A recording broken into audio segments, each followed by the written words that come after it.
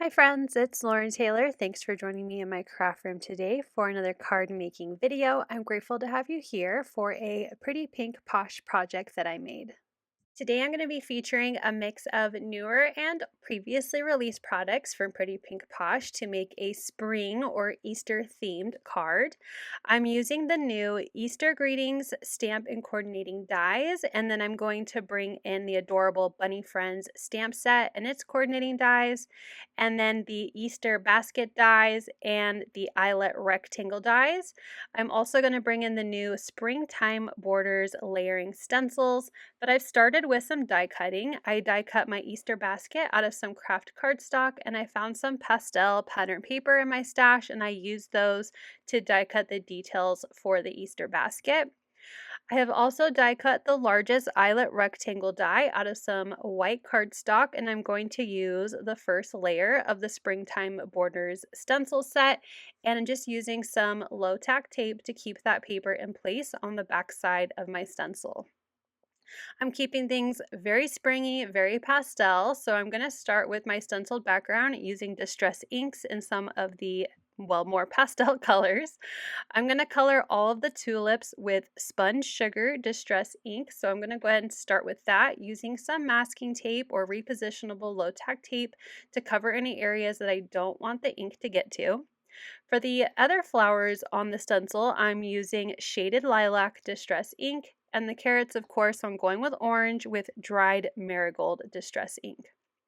I'll go ahead and take off this first layer, and it's already looking super cute. So let's add in the second layer so we can get the rest of the details stenciled on. I'm just lining up the stenciled to the different designs that I've already added color to. And again, I'm going to mask off any area where I don't want my ink to go. And this time I'm going to use smaller brushes, which I should have done from the beginning. But now I'm going to use Squeeze Lemonade to add in the center of all of my adorable purple flowers. And then Shabby Shutters for the green of my tulips and the tops of my carrots. So let's see how this turned out. I love a good stencil reveal, and I think this layered Springtime Border stencil set is adorable and makes really just any spring card, it just elevates it that much more with these really cute icons. So now that my background is done, we can move on to the next step of the card. I love admiring it. It turned out so cute. And I'm going to work on putting my basket together. So I die cut the basket out of some Kraft cardstock, and then I'm adding this pastel yellow design to the top of my basket. It looks like it could be a little bit of fabric just along the edge of the basket, my little Easter basket. And then I die cut the scallop detail, which to me it looked like the cute little Easter grass that you put in Easter baskets. So I die cut that out of some green cardstock, and I'm adhering that to the back side of my basket so that little scallop detail just peeks out. You can see my happy hands as I'm really liking how this card is progressing. I stamped 3 of the bunny friends onto some white cardstock that is alcohol marker friendly, and I stamped it in an alcohol marker friendly brown ink, and I'm using my alcohol markers. These are Ohuhu art markers to color in my rabbits. I decided to go with a warm kind of reddish gray color, and that's mostly because I wanted my bunnies to have some color. But also a fun fact about me is I have this stuffed rabbit that is, or I guess I should say was brown. It is now a brown gray color. And my mom received it for me at my baby shower, and I still have it. And I won't say how old I am, but let's just say I'm approaching 40. So that rabbit is quite old and quite loved. And so the rabbits just made me think of my own little bunny, and that's why I color them in that warm gray color. I thought it would be fun, instead of coloring in the Easter eggs, to do some paper piecing. So I stamped those images on the same pastel yellow colored cardstock for the small egg in my rabbit's hands. And then I found a matching pink one, this pattern paper, the same as the yellow.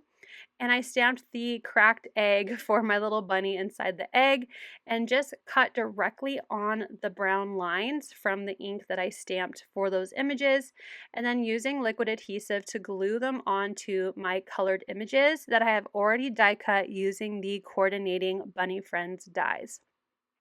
So now I'm gluing those egg details on. Again, this is called paper piecing, and just layering them right inside the stamped images that I've already colored with the alcohol markers.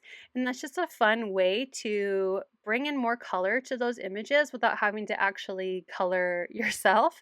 But the downside is you should like fussy cutting because it does take a little time to cut out those images. But I really love how this looks, a mix of paper piecing and coloring. I think it is a really fun combination, especially for these sweet images. So now I'm going to play around with the layout. I know I want my bunny and the egg to go inside the Easter basket and then my other two bunnies to sit in front of it. But I also wanted to have room for a sentiment, so I'm just doing a dry run of the layout of the card, and then I'll bring in my Easter greetings stamp set. I'm going to go with Happy Spring, so I'll go ahead and pull that out of the stamp set, and I'm going to stamp it with Very Peri VersaFine Clair ink, which is a periwinkle color, that kind of blue purple. I thought it matched the shaded lilac details on the card, and I'm going to stamp it onto some lilac purple cardstock. So I'll go ahead and get my little Misty out. I use this as well to stamp my rabbits, and I'll go ahead and place that onto the paper, and I'll get that ink out and stamp the sentiment. I really like stamping with VersaFine Clair inks. Even though I'm using my Misty right now, they usually stamp perfectly on the first try. So if you don't have a repositionable tool like this, or one where you could stamp multiple times, VersaFine Clair is a really great ink for freehand stamping. So now that I have all of my elements together, let's get to assembling the card. I'm going to start with adhering my scalloped background to my A2 top folding card base, just gluing that right to the center. I love the white on white for the Easter spring card. It just really goes well with the pastels. I'm going to add foam adhesive to the back side of my basket, and I'm going to trim down a strip to fit perfectly behind that basket handle. The best way to add foam adhesive around a curved image like this is to actually peel off both sides of the release paper. So not only do you have, sticky one side, but peel off the backing, and you're able to maneuver that foam a lot easier and curve it around edges. I forgot to add in my little bunny and the egg, so I peeled that up real quick and put in my little rabbit, and I'm going to glue the ear to the basket handle so it kind of overlaps, and I'll add more foam adhesive to the back of that little rabbit. Once all the foam is in place, I'm just going to peel off all of the release paper, and I'll go ahead and attach that to the center of my card base. After that, I'll do a mix of foam and liquid adhesive to attach the rest of my elements. So for my rabbits, I'm adding foam anywhere where it will attach to the stenciled background, and then liquid adhesive to where it will attach to the Easter basket, because I just only need that extra stability, that foam adhesive, where it overlaps the stenciled background. Once my bunnies are in place, I'll move on to my sentiment, and this time I'm going to put foam adhesive on the edges because it's going to overlap my basket handle, and I'll only need that liquid adhesive in the center. I'm going to add a little bit of sparkle and shine. I can't say no to shine on my card, so I'm going to grab the Rainbow Shimmer Confetti Mix, and I'm going to pick out the sequins that look the most purple to me, and I'll attach those to the card by using a pickup tool and liquid adhesive. So after I added those little white highlight details to the card, I'll go ahead and add those sequins. So again, I'll just use a wax tip tool to pick up those sequins, and I place them around the card until I'm happy, and then we'll glue them in place with liquid adhesive. That will finish off this adorable spring card. I hope this brought you some inspiration today to use not only some new Pretty Pink Posh products, but also previously released ones. Everything works so well together. I love how cohesive all of the products are from different releases and different years. I hope this little spring card brings a smile to your face today. And let me know in the comments if you're also a big fan of mixing older and newer products from the same company. Thank you so much for watching. I hope you'll click like, and if you're new here, I hope you'll subscribe and come back. As always, you can find everything I use down below in the description box. Thank you and have a wonderful day. Bye!